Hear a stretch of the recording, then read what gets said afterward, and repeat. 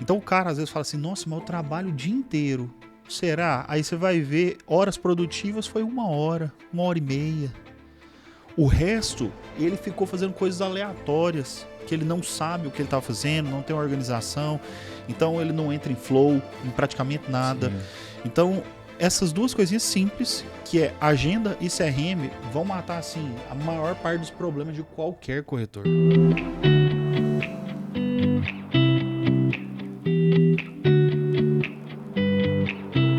Olá pessoal, estamos aí para mais um Podmaster, esse podcast feito aí para os nossos parceiros, para os corretores, todos do setor imobiliário e também para investidores.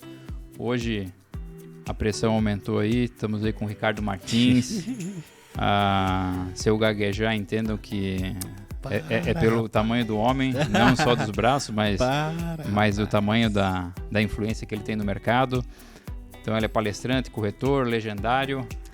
E, cara, é um prazer te receber aqui, poder trocar um pouco contigo, tentar extrair o máximo que a gente conseguir, né, para poder nutrir aí a nossa comunidade com boas práticas. Benção. Tamo junto, obrigado. Uma honra para mim estar aqui com vocês. Já fazia um tempinho que eu não participava, cara, de podcast, de comunicação assim. Fiquei alguns meses, né? Então tô igual você hoje aqui. Tô me acostumando novamente. Que legal, cara. E obrigado por ter aceito aí o nosso convite aí, Ricardo. Tamo junto, que é isso. Ricardo, hoje eu te vejo, eu acredito muito nesse processo de influenciador de marketing imobiliário, né? Eu entendo que o futuro, com o tempo, essa pegada de tráfego, anúncio, ele vai migrando para pessoas que são referências no mercado imobiliário. Então, não acredito que o influenciador precisa ter, né, 1 milhão de seguidores, que ele possa ser um micro, um nano, 5 mil, 10 mil, 1.000, mas que ele seja empoderado em compartilhar aquilo que ele entende do mercado. Perfeito. Então, tu, para nós hoje, né, é um dos maiores influenciadores do mercado imobiliário. Quando que virou essa chave para ti, dizer assim, cara, eu quero compartilhar aquilo que eu sei do mercado? Como tu entendeu que isso te trouxe esse modelo de ser referência hoje no mercado? Certo. Isso aí nasceu, cara, há mais ou menos uns 8 anos. Eu tô na profissão há 12. Só que aí, com uns 8 anos, mais ou menos, eu tive uma viagem para os Estados Unidos. Fui fazer enxoval do meu neném na época, do Arthur. Não, então não foi 8, foi 9, porque fez 9 agora. Então a Vanessa estava com 7 meses de gravidez.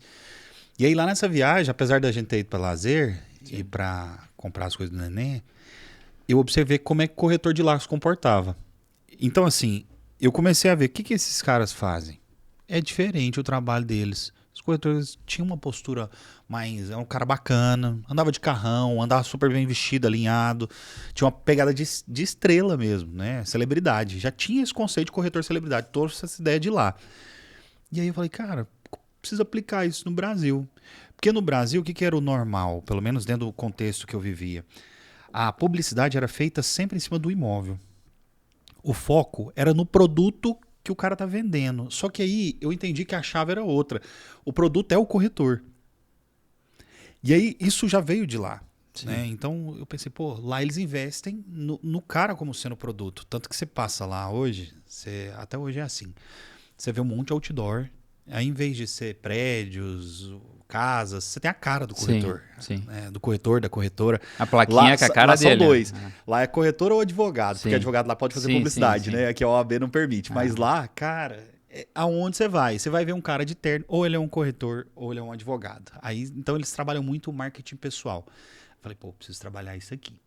E aí eu trouxe essa ideia para cá, comecei a aplicar com o recurso que eu tinha, né? Sim. Eu era bem pequeno, comecei através do YouTube, né? Então, Meu primeiro canal de comunicação foi o YouTube.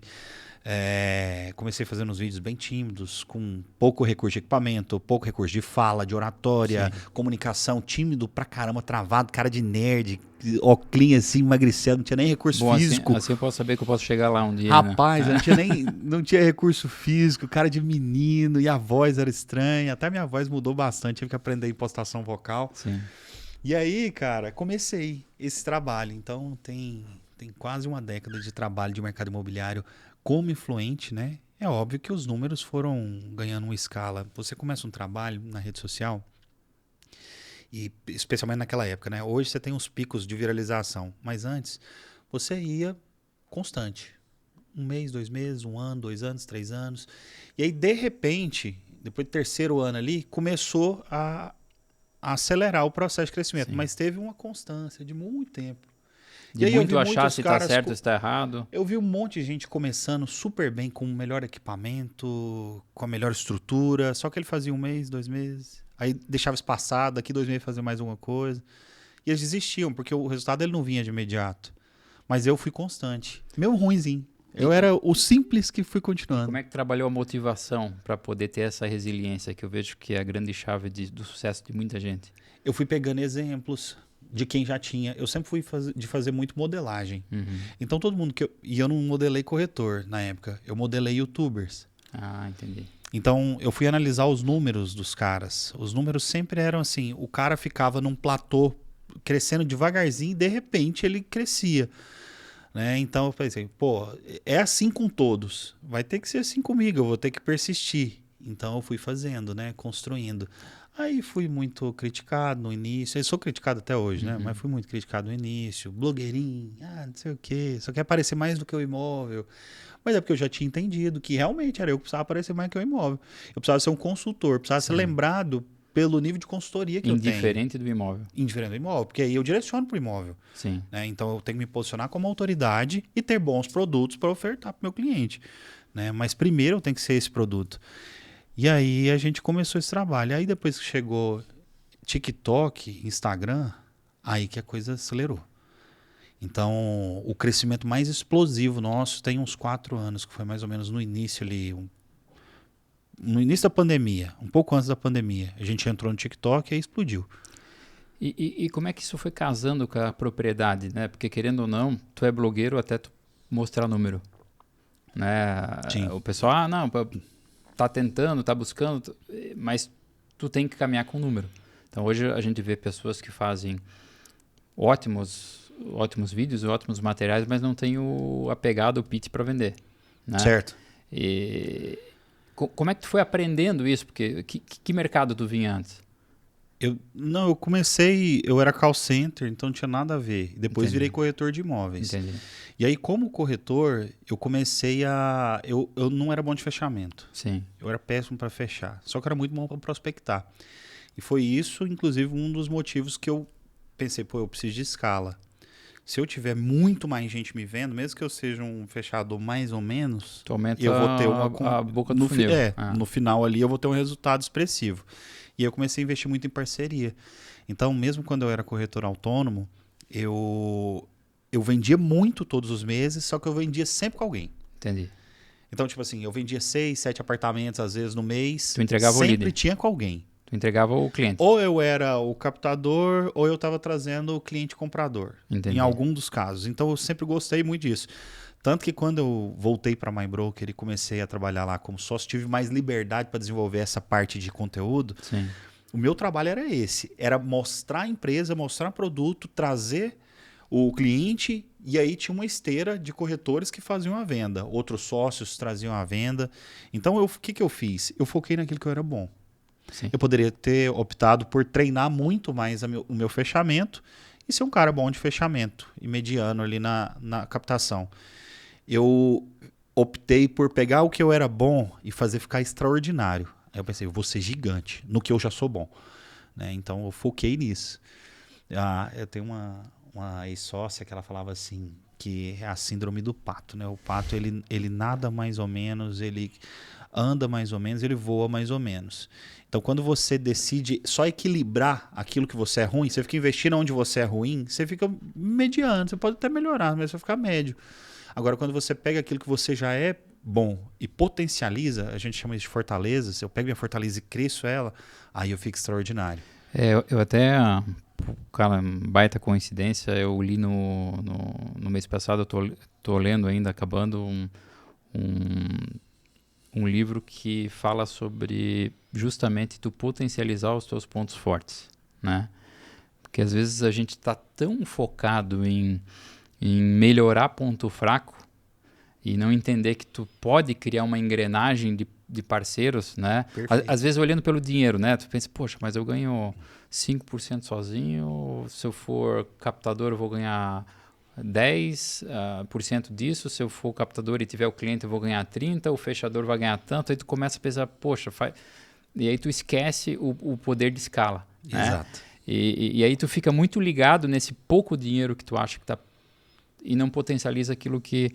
Então, para mim, por quê? Porque eu sou muito, às vezes, querendo, poxa, eu vou resolver aquilo que eu não sou bom, eu vou fazer, eu preciso melhorar naquilo... Cara, eu não preciso melhorar no que eu não sou bom, eu preciso potencializar ao máximo aquilo que eu sou bom e tentar buscar boas pessoas que possam fazer essa complementariedade Acredito comigo. Total nisso. Total.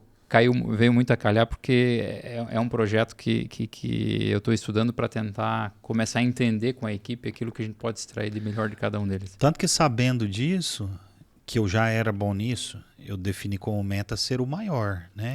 E a meta foi batida, né? Eu falei, eu quero ser o maior nessa área, naquilo que eu me proponho, de ser comunicador, de ser influenciador. E aí eu fui definindo, à medida que as coisas foram acontecendo, as estratégias foram mudando também. Eu primeiro queria ser o maior expositor imobiliário, Sim. Consegui. E aí, naquela altura, sócio da MyBroker, nós tínhamos a ideia de expandir a empresa. O que a gente precisava? Precisava de mão de obra, corretores. E aí eu pensei, eu vou começar a ensinar corretores. Por quê? Porque aí eu ganho o coração do corretor e na hora que eu for abrir uma loja em tal lugar, lá em Itapema, vou abrir lá no Rio Grande do Sul, eu convido os alunos. Então, antes de abrir para o mercado convites, eu convido alunos. Ótimo. Que já estão treinados por mim, já me conhecem, já entendem o meu jeito de trabalhar. E aí eu pensei, então eu preciso ser o maior treinador de corretores. Aí já peguei a influência que eu tinha, falei, vou virar isso para treinamentos. Treinei as pessoas durante uns 3 anos, gratuito, sem cobrar 1 centavo. Show. Eu tinha conteúdo, todo dia eu tinha conteúdo gratuito no YouTube e no Instagram para treinar corretores, sem cobrar 1 centavo. Depois de 3 anos plantando, eu comecei a colher. Aí eu peguei e falei, agora eu vou lançar a primeira turma paga. Puf, de uma vez. Acho que foi 1.000 alunos, alguma coisa assim. Aí que eu comecei a cobrar. Depois de 3 anos semeando gratuitamente, eu comecei a cobrar disso. Entendi. E aí ganhei muita escala, né? Hoje eu tenho uns 13.000 alunos pagantes que são matriculados, fora os pirateados. Porque meu curso, cara, ele é um dos mais pirateados do país. Entendi. Não é do mercado imobiliário. É de qualquer curso, ele é um dos mais pirateados do país. Brincando. Tô te falando. Aí eu fico em paz, sabe? Sim, tipo sim. assim, eu gosto, porque isso acaba reverberando pra mim. Sim. De alguma forma. Eu abençoo outras pessoas. Direto chega o povo, sou seu aluno. Aí o cara vai me mostrar, não, mas esse curso aí é uma cópiazinha, é uma dark web, de algum curso que eu dei que você comprou aí, mas não é realmente o meu curso, não. Mas assim, eu fico em paz com isso, não fico tentando, né, perseguir. Eu acho legal quando o pessoal vem falando, porque isso acaba voltando pra gente, né? Sim. A gente fez um trabalho muito forte em entender e ressignificar quem era o nosso primeiro cliente, né? Então, há 5 anos atrás, a gente, não que acordou um dia e teve essa luz, mas entendeu que diante de todas as necessidades, nós precisávamos valorizar o corretor. Que há tempos atrás, a forma de valorizar o corretor era manda uma espumante com 2 taças, com o nome do empreendimento, uma cartinha bonita, e ele achava que esse cara ia pegar essa caixa e ia dizer, obrigado, eu vou virar agora, eu vou começar a vender para ti. Mas entendendo que a maior propriedade do corretor era justamente conhecer produto, conhecer a marca. E aí, conhecendo, confiando, tu rentabiliza. E aí começamos a fazer esse trabalho de buscar e colocamos o corretor como o primeiro cliente. Perfeito. Onde a partir daquele dia, o corretor no nosso plantão, no nosso decorado, ele era o cliente. Então a gente abre a porta para ele, faz o café para ele, serve as frutinhas para ele, o decorado é para ele usar, e isso mudou muito a forma de que a gente se relacionava com eles. Perfeito. No entanto, muitos às vezes vê um resultado extraordinário de vendas e acha que é só o produto, que é só a região, mas eu acredito que um exército focado, sabendo o que tem que ser feito, conhecendo o projeto em si, o que ele pode entregar para o cliente, ele vende qualquer coisa. Perfeito, né? Concordo. E isso fez com que muitos nos escolhessem, muitos não nos escolhessem, né? Até porque tudo a gente trabalha com taxa de conversão, inclusive dos que a gente aborda para vender para a gente, mas a gente sente que muitos corretores ainda buscam seus parceiros por uma visão de resultado imediato. Então, o Ricardo chega hoje e diz, Eduardo, a Santer pode me entregar 60 unidades com 15% de desconto para que eu tenha um número de investidor? Poxa, não podemos. Não, a gente pode trabalhar uma visão de longo prazo. Poxa, estou entregando patrimônio afetado, estou entregando a valorização, estou entregando um parceiro bancário que vai garantir a obra, estou entregando várias coisas, mas eu não posso te entregar aquele ganho imediato e que daqui a pouco isso pode ser um problema, porque lá na frente eu não vendi para o número de investidores que eu precisava e aí eu tenho que recuar. Então, eu te pergunto com essa base toda, como é que hoje tu escolheria um parceiro para vender, né? Não sei efetivamente se tu vende em corporação ou não vende, ou se tu vende em negócios específicos, pronto, né? Qual que é teu ramo. Mas hoje, como é que tu acha que um corretor precisa dizer, cara, eu preciso escolher um parceiro, né? Não dá para tu ter 20, não dá para tu ter 30, até porque tem que ter foco, hiperfoco. Parceiro incorporador, você tá falando. O que tu entende que é fundamental? Certo. E antes de entrar nisso, só queria te dizer que essa visão de colocar o corretor como primeiro cliente, ela é a mesma cultura da MyBroker. A não ser, às vezes o pessoal está me assistindo aqui, eu já vendi o meu percentual da MyBroker, não sou mais sócio da operação, mas sou parceiro da marca e sou apaixonado, ajudei a construir. Né? Então, eles têm isso, essa visão de que o corretor é o primeiro cliente, fato. Né? Então, assim, em primeiro lugar, antes de qualquer coisa, sempre o corretor vem à frente. Então, essa visão que você tem, dentro de imobiliária já é raro. Sim. Agora, dentro de incorporadora, isso não existe. Sinceramente, é a primeira vez. Por isso que eu pedi antes da gente entrar aqui para o Fernando conversar contigo. Porque eu não conheço uma incorporadora que fez um trabalho tão próximo do corretor nesse nível que você está fazendo. Obrigado. Tem, tipo, premiações e tudo mais. Ok. Sim. Vou dar BMW, vou dar Mercedes, vou fazer não sei o quê. Isso é bom, o corretor gosta, eu também gosto, acho máximo. Só que esse nível de comprometimento que vocês têm com o corretor, isso aí realmente é muito diferencial. É óbvio que existem coisas básicas que a gente tem que olhar. Pô, tem credibilidade a incorporadora? Entrega tudo? Isso é básico. Isso assim, nem deveria entrar no quesito de avaliação. Isso aqui era obrigação. Todo mundo tem que fazer. Então, produto de qualidade, obrigação. Agora, quando você tem todos esses requisitos básicos, aí você parte para um negócio onde o cara quer ter vínculo. Pô, você estava me falando que você faz reunião. Você senta com os corretores e tem um grupo ali, uma confraria, negócio lá com ele. Não tem isso aí que você me falou? Então, eu nunca tinha visto. Então, essa proximidade, o corretor se sente importante. Sim.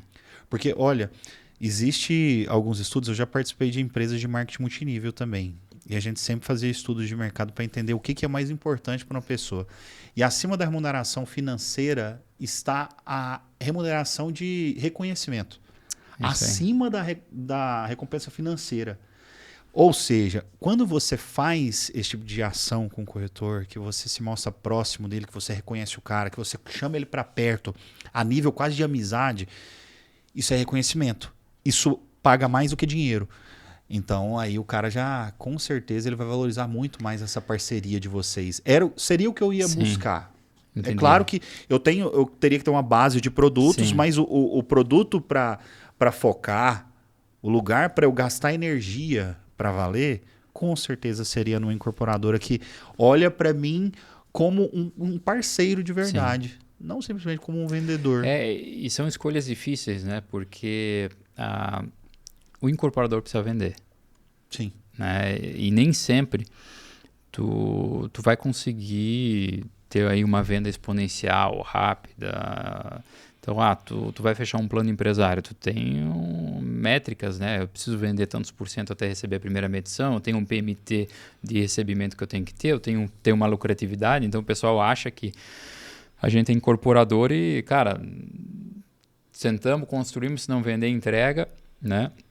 E para a gente poder buscar isso, a gente precisa do parceiro financeiro, né? E principalmente para crescer. E,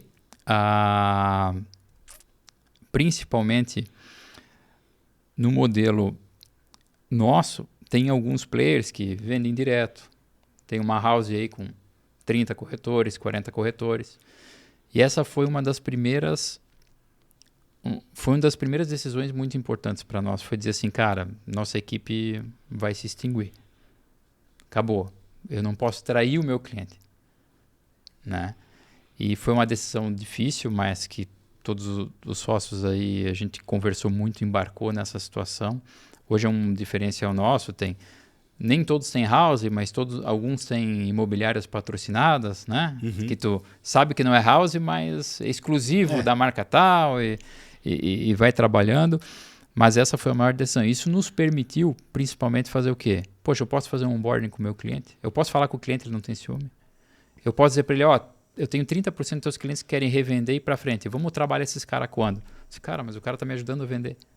Eu podia dizer, poxa, eu posso me aproveitar disso e economizar 5%. Eu não quero economizar 5%. Eu quero que esse cara ganhe no colo uma venda feita por uma inteligência nossa de dados e que eu possa fidelizar ele ainda mais e dizer, cara, eu quero trabalhar a vida inteira com a Santander. Né? Então, essa foi uma decisão difícil, mas que deu muito resultado, permitindo hoje que a gente tem alguns programas ainda, assim, algumas melhorias, mas em contrapartida, eu passo a ter um monte de parceiro que não é obrigado a ser fiel, que não é obrigado a vender meu produto. Nossa. Aí eu penso, genial. cara, o que eu faço para esses caras entenderem? Então, a gente busca a dor o dia inteiro que esses caras tenham e tenta resolver a dor dos caras. Cara, você foi no ponto. Ele não é obrigado a ser fiel. Isso é muito legal. Porque assim, aí só ficam os bons, cara. Sim. Você vai filtrando. Sim. Você fez de uma forma que vai filtrando. Tanto que a gente tem uma equipe hoje que, cara, eu digo que a gente é uma comunidade, né? Então o Master, ele é uma comunidade para justamente tu conseguir dizer assim, cara, o que tu precisa que eu posso fazer por ti, né? Então, tudo que a gente pensa é para esses caras, entendeu? Então, basicamente, toda decisão que a gente toma é para esse ativo, né? E esse ativo é o que faz esses resultados aí que a gente já conversou, de vendas rápidas, que são, né, cases que a gente vai criando e que eu acredito que a gente vai continuar criando e querendo que mais pessoas façam parte dessa comunidade. Né? Muito bom. É uma decisão bem, bem ousada. Foi difícil. Com certeza, não foi do dia para a noite. É muito difícil, cara. E eu vou te falar, na pele de corretor, o que eu já passei, né? Tanto de corretor como dono de imobiliária. Eu já tive grandes parceiros comerciais em que eu precisava do produto, eu tinha volume de entrega, só que tive divergência por causa de house. Uhum. Acabei perdendo a parceria, meio que fui ejetado por questões de ciúme de house. Entendi. Porque inevitavelmente vai acontecer, né? Especialmente, por exemplo, quando você tem um diretor da house lá dentro. Então ele é diretor das duas casas, ele é diretor da incorporadora, mas ele puxa também para house. Então isso é inevitável que gere algum tipo de, né, puxando sardinha para um lado, alguma coisa assim. E isso já gerou muito conflito pra gente. Então essa decisão sua, ela é uma decisão difícil, porque você acaba tu tem que entregar, abrindo mão, né? Você se joga no escuro ali. E tem que entregar. Mas depois que, com a estrutura que você conseguiu hoje, você consegue navegar muito bem, né? E com certeza foi uma decisão muito acertada. Provavelmente o tamanho que vocês têm hoje e dos próximos anos aí, o crescimento que, se Deus quiser, vocês vão ter, tem muito a ver com essa decisão ousada. Sim. E vejo muito o modelo de compra, né? Muitas vezes a gente trabalhava vendendo sonho, isso foi caindo, né, por terra. O Brasil hoje é um país de investimento. Nosso litoral é uma moeda de troca, né? Especialmente aqui Se eu quiser comprar uma casa em Goiânia e dizer assim, tem um apartamento aqui no litoral norte, aceita ou não aceita? né? Às vezes é diferente de dizer numa cidade interior se aceita ou não aceita, né? Então eu creio que isso é uma moeda forte hoje. Mas, né, ainda nós não enxergamos que esses caras compram e recompram. Então, se ele compra e recompra, eu não posso ter house. Porque a primeira compra vai ser corretora, a segunda eu vou estar batendo nele direto porque eu tenho a lista de investidores. Eu sei quando o cara está acabando de pagar. Hoje eu posso dizer para o meu corretor, cara, ele pagava em média 5 mil por mês, agora ele paga 2, dá para encaixar mais um aqui. Quer bater nele? Quer fazer? Então, na verdade, tu trabalha com essa visão. E muitos corretores vão buscar oportunidade, que é o que é um incorporador que está começando, que às vezes não consegue buscar parceiro bancário ou que trabalha com investimento próprio e vai lá, e cai... é perigoso, nossa, como isso é Aí cai nessa linha e diz, cara... E na sua região aqui tem muitos, cara, eu morro de medo desses, eu não... Muita gente batia na nossa porta, né? Uhum. Eu imagino quanto vocês eram. A MyBroker na época era quantos corretores no total? Hoje deve estar uns 2.500, mais ou menos. Imagina o que não bateram porta, toda prometendo hora. Mundos e fundos. Não, vamos fazer, vamos isso. Aí eu, cara, infelizmente ainda não consigo. Porque eu não posso arriscar. Sim. E é difícil falar não. Sim. Porque você vê, às vezes, que a pessoa está sendo sincero, mas assim, eu olhando com um olhar comercial, eu tenho que ser muito prudente. Se ele é capaz. Porque eu sou responsável por essa venda, eu sou responsável por esse processo. Então, se eu vejo que o cara ainda não tem lastro, o cara ainda não tem resultado, não tem um histórico, sinceramente é complicado. Né? Eu preferia não aceitar. Né? Como o mercado inteiro queria que a gente vendesse, eu escolhi. Né? Eu tive que escolher os melhores parceiros. Sim. Então não fui muito aventureiro nesse sentido aí, não. Não tenho muita coragem, não. Só vendo aquilo que eu realmente acredito de verdade. Tem que conhecer a pessoa, conhecer histórico, conhecer entrega, prazos, como é que a pessoa lida com isso, né? Para que eu possa entregar de fato para o meu cliente. E o que é tu acha que é a tua maior força e de entendimento para o teu cliente? Ou para o cliente, né? Que tu entende que tem que ter. É valorização, é qualidade de vida, é construir patrimônio, é de tudo um pouco. Como é que tu entende hoje o que é o mercado real, a imobiliária? Tu acha que cada região pode ter uma característica? Como é que tu vê isso? Varia bastante de região para região.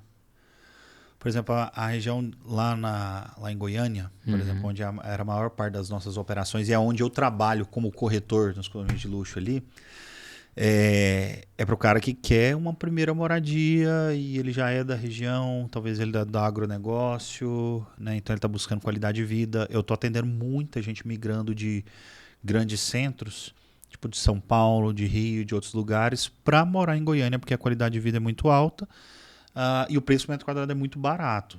Então eu vejo essa migração acontecendo para os interiores. A gente tinha operação em Campinas, nos interiores ali perto das cidades perto de Campinas e São Paulo. Então, eu estava vendo muito movimento da capital para os interiores, buscando qualidade de vida. Sim. Quando eu vejo aqui, a maior parte é um público que quer multiplicação de patrimônio. Eu não sei se você vai concordar comigo, mas assim, quando eu avaliei o meu resultado como... Porque a gente operação, a gente tem a MyBroker está em Balneário Camboriú, Itapema e Florianópolis. Então, o público majoritário que compra aqui, ele está pensando em rentabilidade. Né? Majoritário de cá. Pelo menos foi a nossa percepção. Mas faz sentido, é exatamente o que E aí, o que acontece? O corretor ele vai ter que ter um olhar mais de médico. Eu gosto de fazer esse comparativo com a anamnese. Né? Eu sento na sua frente e tento entender. Eu preciso ser mais perguntador do que alguém que fala.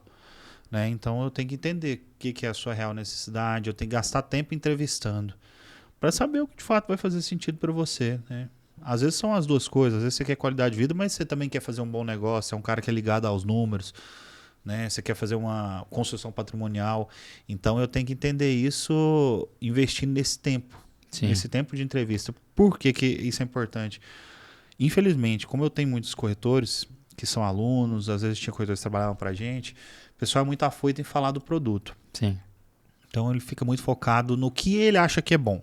mas não necessariamente o que eu acho que é bom pro meu cliente. Eu Até preciso pelo saber fato, dele. se tu não fizer amnésia, tu nem sabe o que o cliente quer. Eu preciso saber. Eu preciso ter uma consciência muito clara do que é importante para ele, né? Para que ele enxergue valor e não preço. Então, o corretor tem que investir muito tempo nisso. Mas, de forma geral, hoje no Brasil, eu não posso dizer que tá só para investimento ou para qualidade de vida. Está sendo por região. Sim. E eu consigo perceber isso com muita clareza porque a gente tinha operações em 7 estados, né? Então, dava para eu medir isso. Né? Perfeito. Eu conseguia medir isso com clareza. Perfeito. E hoje, pequeno ou grande, né? Nós temos parceiros com 200 corretores que, poxa, desempenham um excelente trabalho. Temos parceiros com 2 que desempenham um excelente trabalho também.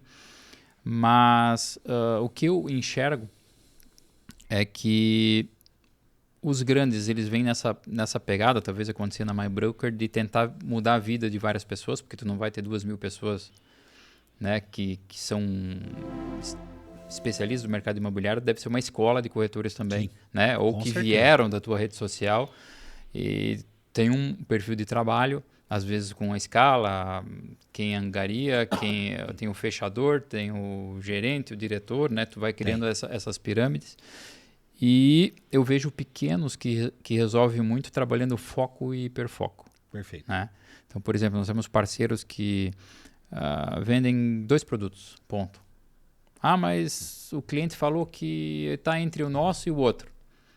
Ele entende que se ele oferecer o meu e falar que, mas eu também tenho outro, quer dizer que tu não ofereceu o certo, tu não defende aquilo, e muita gente tem medo de defender um produto que foi apresentado. Então, eu acho que se o cara faz a entrevista correta, ele realmente entende do produto e defende um produto para venda, eu sou defensor que o cara que tem que ir até o fim, sem medo de perder.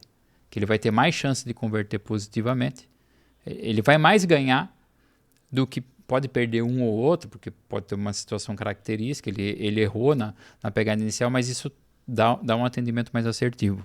Com certeza. Vocês trabalhavam esse hiperfoco entre equipes, não? Ou busca... Sim, bastante. O que acontece? Voltando na estratégia da MyBroker em relação a tamanho. Sim. Quando um cara vai montar uma imobiliária, ele tem que pensar não só em quanto ele vai colocar de dinheiro para dentro. Ele tem que ter uma ideia de que daqui a 5 anos, o que ele espera dessa imobiliária? Daqui a 10 anos, daqui a 15 anos. A gente sempre tem que ter uma visão de médio e longo prazo, não só de curto. Curto é quanto que eu ponho de VGV para dentro, só. Sim.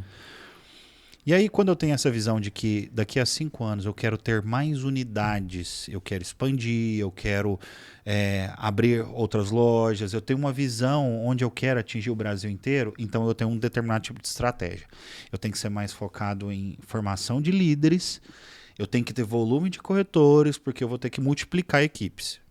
Então essa era a estratégia da MyBroker. Ela nasceu querendo ser a maior imobiliária do mundo. Então, como ela precisava ser a maior imobiliária do mundo, não a que performa melhor com menos corretores, a estrutura foi criada pensando nisso, em formar líderes. Então ela é mais uma escola do que uma imobiliária. Entendi. Então ela é muito uma escola. Então ela tem esse objetivo. Agora, o cara tem um objetivo só de performar e ali na frente ele quer, por exemplo, começar a incorporar. Então, daqui a 5 anos, eu penso em imobiliária com poucos corretores, eu com alto patrimônio, eu me torno investidor também, além de ter a imobiliária, e começo a construir. Tá. Então, eu tenho uma visão diferente. Pode ser menos corretores. Então, no final das contas, tem muito a ver com o que eu espero daqui a 5 ou 10 anos. E tu acreditar também se tu é o cara para abrir isso. Porque às vezes tu pode... tô vendendo 15 apartamentos, 15 imóveis por mês. Poxa, eu posso abrir a minha, mas nem todo mundo tem o dom para ensinar. Não. Ou vai querer sair da operação, porque abrir uma imobiliária é trabalho. Tem mais a ver com propósito do que com o financeiro mesmo. Porque, assim, sinceramente, como corretor, eu ganho muito mais que como dono de imobiliária. Sim. Porque, assim, quando você é de alta performance, você consegue fazer muita grana. Sim. Agora, quando você... Isso acontece com muito corretor. Ele ganha dinheiro. Aí ele fala, chegou a minha hora de abrir. Ah. Na hora que ele abre, ele sofre um baque financeiro muito grande. Sim. Por quê? Porque aí ele para de focar na própria venda e começa a focar em ajudar outras pessoas, e que é o certo.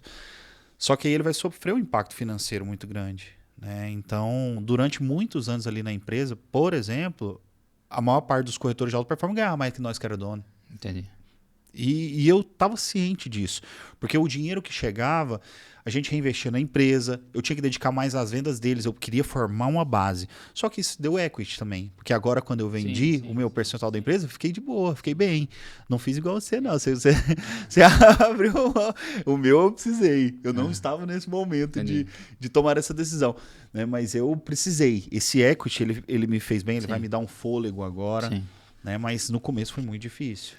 Você decidir, o cara, ele tem que ir por propósito. Sim. Aquela ilusão de que, vou abrir um imobiliário que eu vou ganhar mais dinheiro. Não é bem E às assim. vezes eu sinto porque tu vê um corretor de alta performance, tá numa imobiliária legal que dá todo o apoio para ele, às vezes até pelo fato dele ser de alta performance tem um ganho um pouco, né, diferenciado. Sim, normalmente tem. E daqui a pouco ele entende, cara, agora é minha hora, e aí tu vê o cara às vezes apanhando.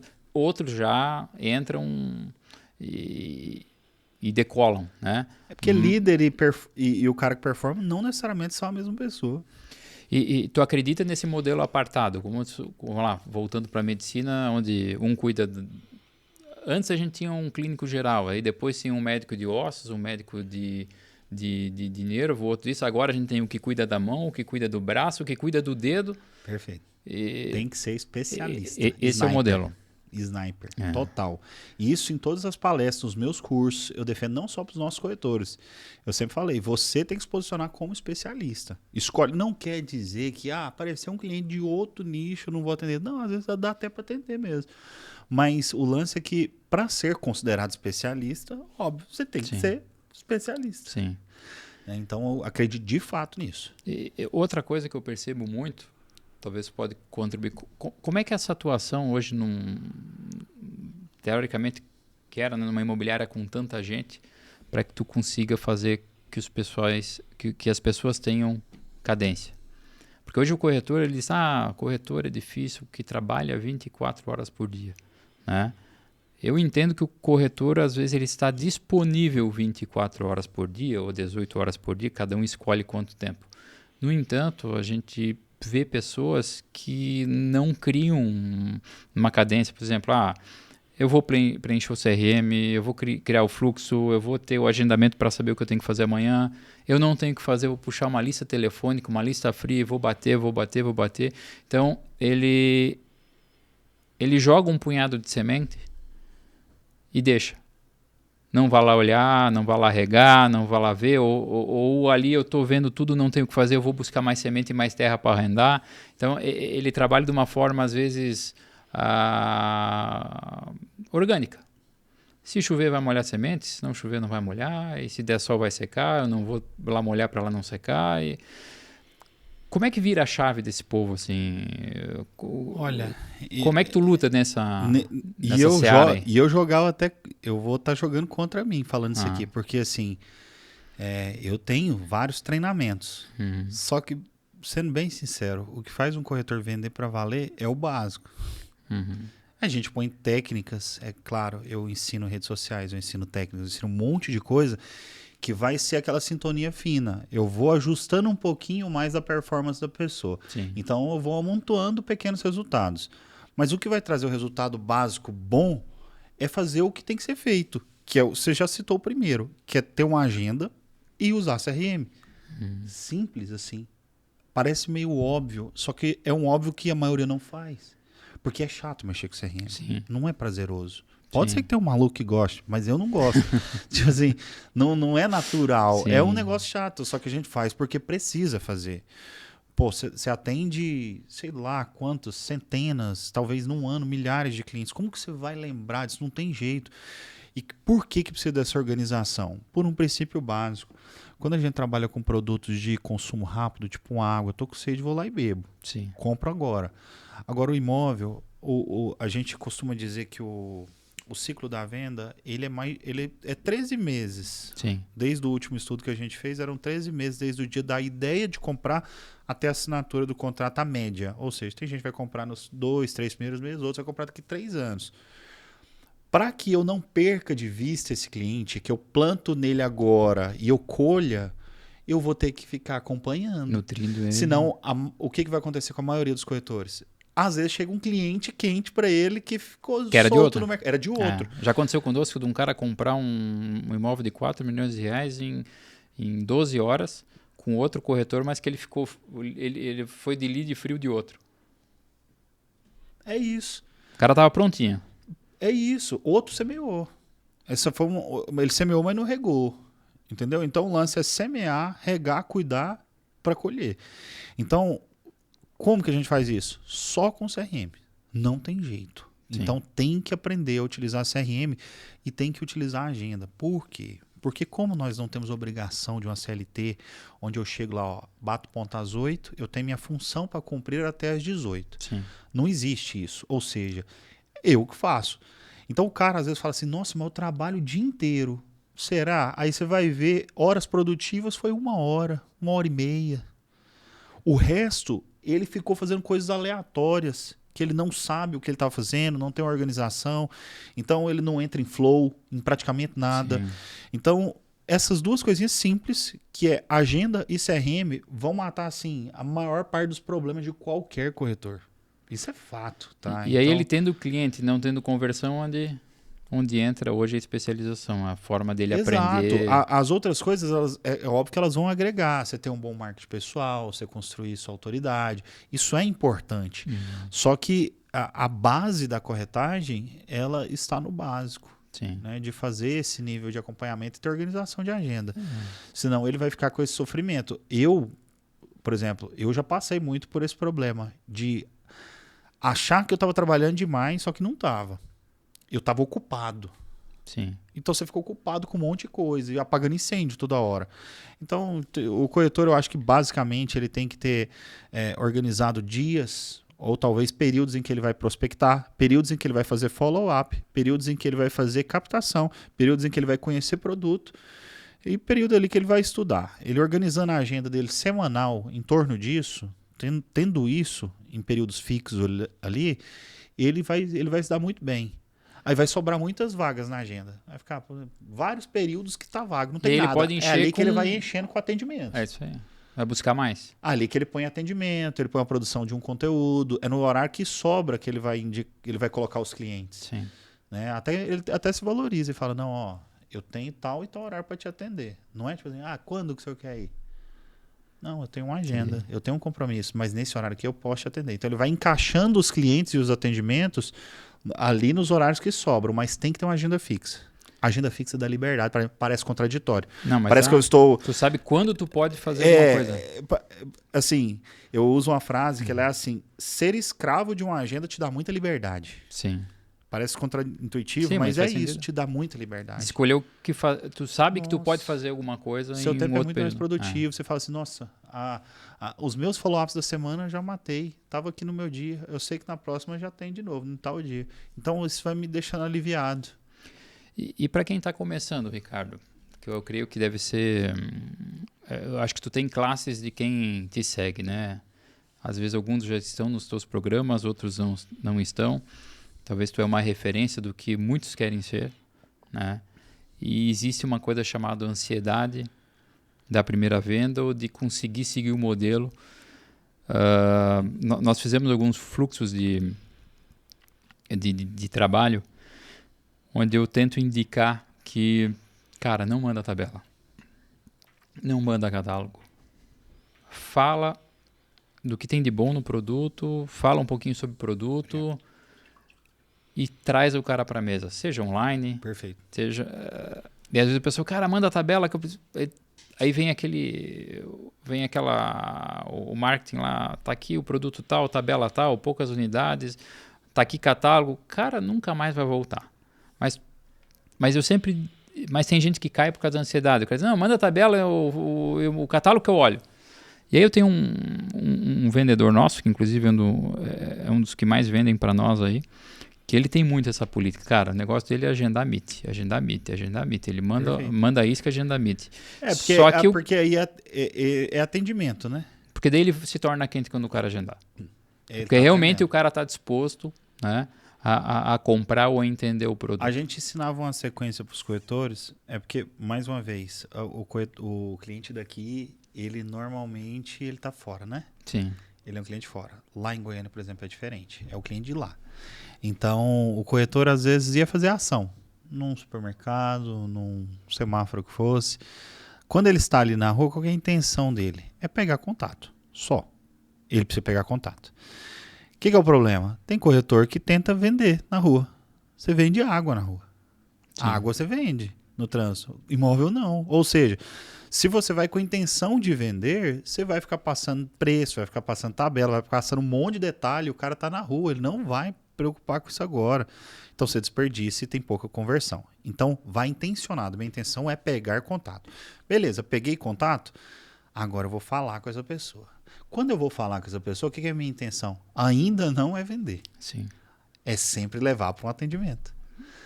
Seja ele meeting, seja ele online, ou seja ele um atendimento presencial. A minha intenção no sentar contato na mesa com ele ou é uma sala levar de para um reunião. atendimento. Ou seja, ainda não é vender. Por que tem que estar claro? Porque se não é vender, então para que eu estou falando de preço? Para que eu tô falando dessas coisas agora? Não é para vender ainda. Tô tentando vender, não é para vender. Agora, marquei um atendimento, sempre é vender. A intenção. Então, se eu sair para atender, eu não saio para mostrar. Tem corretor que fala, não, vou mostrar um apartamento. Não, você não vai mostrar. Você sai para vender. Porque ali é o lugar de venda. Sim. Então, na rua, é pegar contato. Contato por telefone é agendar visita. Agendar visita é vender. Sempre. Sim. Tá no atendimento é para vender. Então, respeitando essa sequência, o cara vai ser bem sucedido. Então, ele passa menos informação. Senão eu digo assim, cara, não seja o corretor panfleteiro. Panfleteiro eu digo assim, Não. entrega tudo. Tenta instigar a pessoa a conversar contigo, né?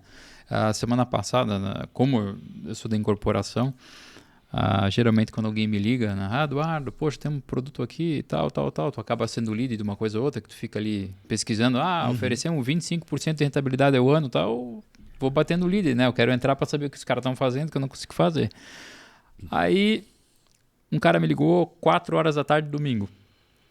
Tava voltando de Milagres, Eduardo, tem uma opção aqui, tal. Eu disse, cara, não quero, eu tenho sou sócio de uma incorporadora aqui no Sul, né? A gente investe tudo aqui, tá tudo certo. Ele disse, cara, mas você vai perder a oportunidade de conhecer o produto e daqui a pouco fazer sentido para ti, porque com certeza tu tem uma incorporadora, tu vende bem e tal, tu tem dinheiro.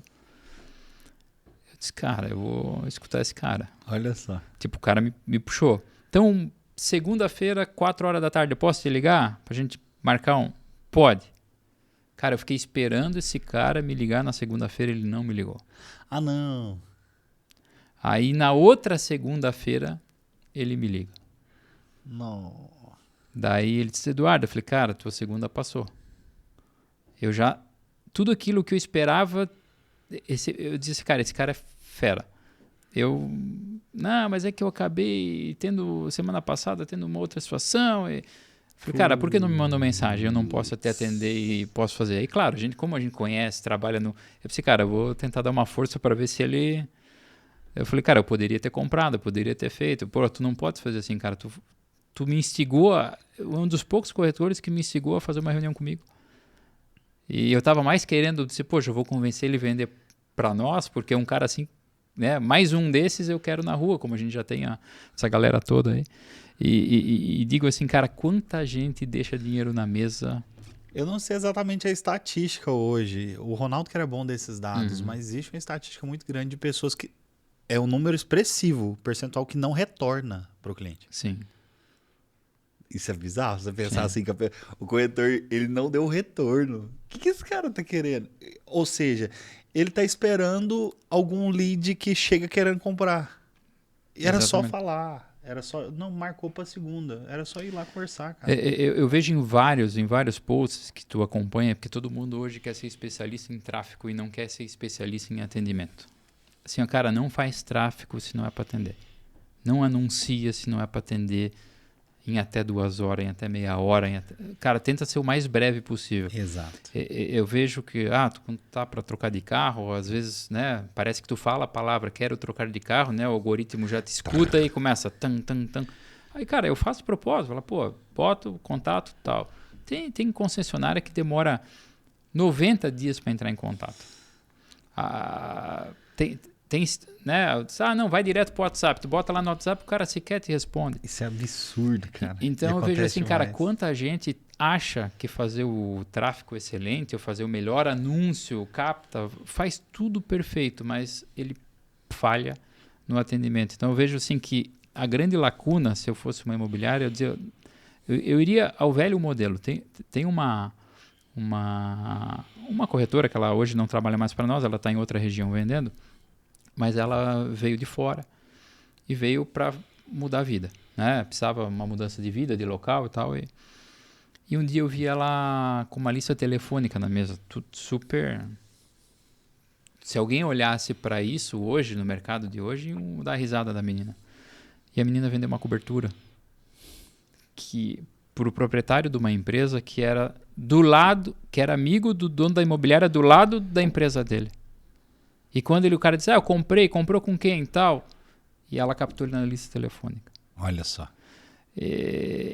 Então, eu vejo assim que tem muito dinheiro na mesa e a gente está querendo automatizar tanta coisa e a garra, a pegada, o grit, a gente não ensina.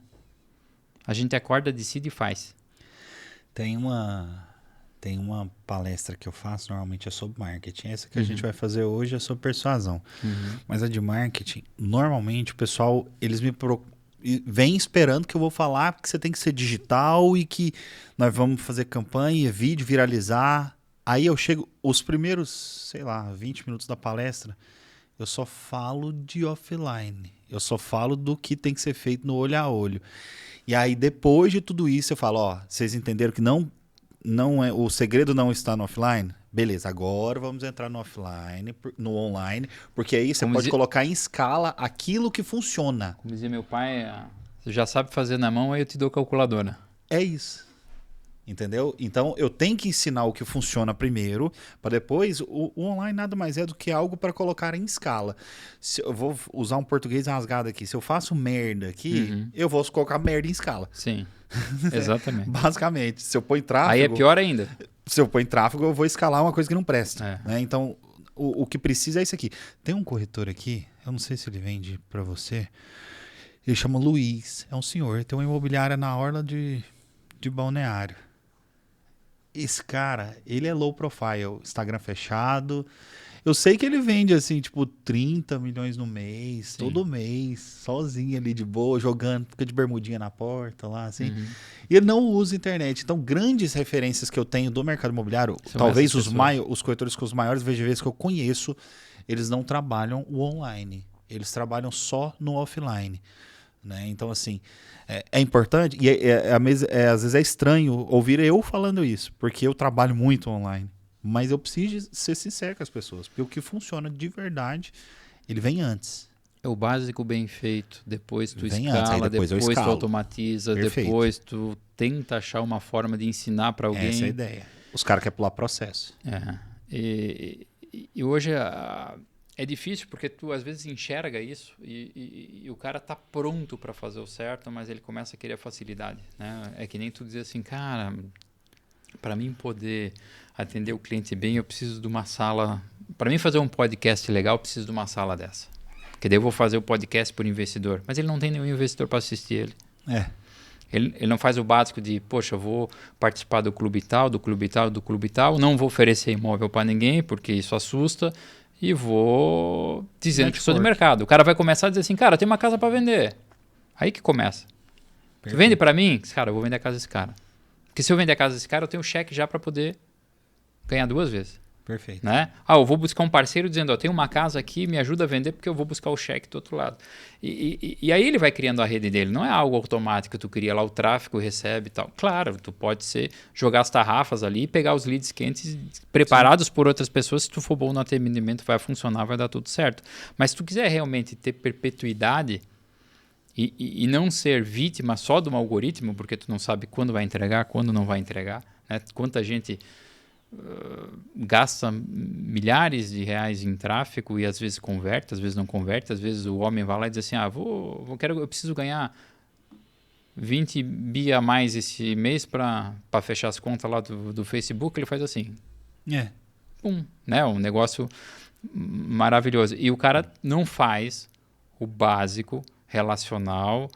E eu sinto muito isso. Às vezes eu tento instigar, tipo, esses dias um corretor disse, Eduardo, eu vou fazer um evento para 60 pessoas. Dos meus 60 clientes e tal, porque daí eu vou fazer uma confraria. O cara é demais, ele é assim, super, super pra frente. Eu falei, cara, faz uma de 4 em 4. Traz ele pra jantar na tua casa, porque se ele for na tua casa, ele já é teu amigo. Só diz, vou trazer 2 casais, ele já não vai faltar, porque ele sabe que se faltar vai ficar um casal só, tu vai ficar chateado. Aí lá no final tu bebe um vinho e diz assim, eu tô montando uma confraria uma vez por mês com meus clientes, pô, vai ser legal. E se ele dizer assim, pô, eu quero ir. Pronto, esse cara vai de certeza. E aí tu vai criando esse link até tu chegar na tua confraria, entendeu?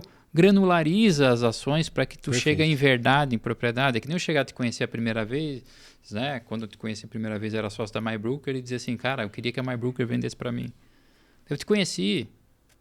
Eu ainda não transmiti a confiança. Tava criando relacionamento. Então, primeiro tu conhece. Conheci, ok. Tu cria essa maturidade para que a pessoa, né, não só te conheça, mas confie em ti, para que depois tu rentabilize. Então é uma escala, não é fácil do dia para a noite. Tu tem que estar preparado para isso. Claro que tem gente que é fora da curva, às vezes do nada começa a vender, começa a sair, mas na prática não é assim que funciona. São as exceções. É que nem jogador de futebol, né? Sim, sempre aparece um Neymar, né? Ricardo, para que eu possa aí te deixar tranquilo para descansar aí para poder fazer esse grande evento para a gente. Evento. Né? Hoje o Ricardo, né, tá num novo momento, né, agora mais palestrando, mais vendendo, num momento talvez mais em busca dessa paz, talvez operacional, né? Não deixar de trabalhar, mas talvez rever aquilo que realmente faz sentido. Perfeito. Mas creio que sempre focando na instrução de todo mundo. O que é o teu propósito hoje, né? Pensando no corretor, pensando no mercado imobiliário, o que tu entende que o Ricardo ainda vai e pode entregar ou está buscando entregar de diferente do que faz hoje? Certo. Pensando nesse mercado. Eu fui de momentos, né? Eu tinha um momento que eu queria crescimento, eu alcancei o crescimento. Então, enquanto eu estava querendo crescer, eu fui incentivando muita gente a crescer comigo. Então, eu sou muito disso. Eu vou ensinando aquilo que eu estou fazendo. Então, eu estava aprendendo a gerar escala, fui ensinando todo mundo a gerar escala. Né? Fui crescendo a minha imobiliária, fui ajudando outras imobiliárias a crescerem. E aí, chegou uma hora que eu trabalhei demais e eu percebi que eu perdi um pouco a mão. Sim. Que eu comecei a colocar muito trabalho de forma descompensada, acima, às vezes, da minha fé, acima da minha família, e gerou um certo prejuízo, prejuízos pessoais. E aí eu fiz essa avaliação. Avaliei, eu trabalhei um pouco demais, ficou descompassado, eu acho que existiam formas mais inteligentes de trabalhar, comprometendo menos coisas que não podem ser comprometidas. Talvez eu poderia ter aberto mão de outras coisas, não mão da minha fé e da minha família. Sim. E aí eu comecei a fazer esse ajuste. E aí, tanto que nas redes sociais eu pivotei também. Então, já tem alguns meses que eu falei, galera, performance é bom, performance é legal, beleza, mas vamos fazer com inteligência. Tem algumas coisas que precisam ser prioridades. Vamos rever as prioridades. Sim, então, eu tô chamando a galera para essa mesma responsabilidade comigo. Legal. Né? Porque o que eu vi no nosso trajeto? Eu não cheguei a esse ponto, mas vi muita gente tendo burnout, né? Os caras fritando, pessoas perderam o casamento, tava ganhando dinheiro, ganhando grana e prosperando e tudo mais, só que aí perdendo o relacionamento com o filho, perdendo a fé e perdendo uma série de coisas que não podem ser perdidas. Sim. E aí isso bateu forte em mim. E eu falei, soou um alerta. Então, como eu sou uma pessoa que tem muita influência, do mesmo jeito que eu influenciei um monte de gente a virar workaholic, agora eu vou ter que falar, galera, eu incentivei vocês, mas eu cheguei aqui na frente e vi que não é o melhor caminho. Vamos ajustar a rota? Dá para trabalhar muito, dá para performar bem, mas de uma forma mais inteligente. Eu acho que é a grande chave, porque querendo ou não, a eficiência. Eficiência é a palavra. Então, mais Não é só ainda o volume. pessoal precisa disso. Tem que ter energia? Tem. Tem que ter compromisso? Tem que ter sacrifícios? Tem. Só que tem algumas coisas que não podem ser sacrificadas, né? Sim. Então, esse é o meu momento agora. Continuo no mercado imobiliário, voltei para as back to basics, né? Eu vou pegar para os básicos novamente. Então, nesses próximos dias agora, eu fiz a venda da MyBroker tem umas 2 semanas. Então, esses primeiros meses, eu quero organizar minha cabeça só. Né? Então, estou fazendo treinamentos, fazendo palestras, estou cuidando bastante, quase que uns meses sabáticos com os meus filhos, com a esposa e tudo mais, alinhando. E aí, o que eu vou fazer? Eu vou voltar para o básico do que eu fazia.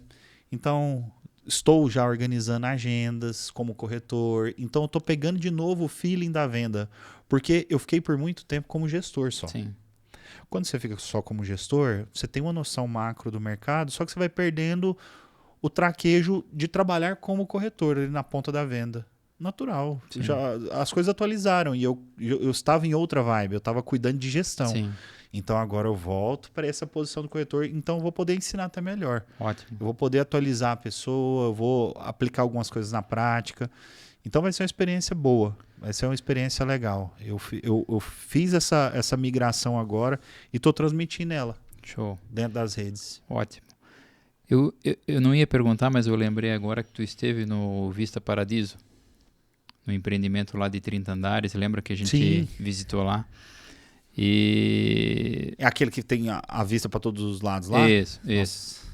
Loucura. E hoje nós temos ainda uma cobertura lá em algumas unidades, mas como tu tem hoje essa...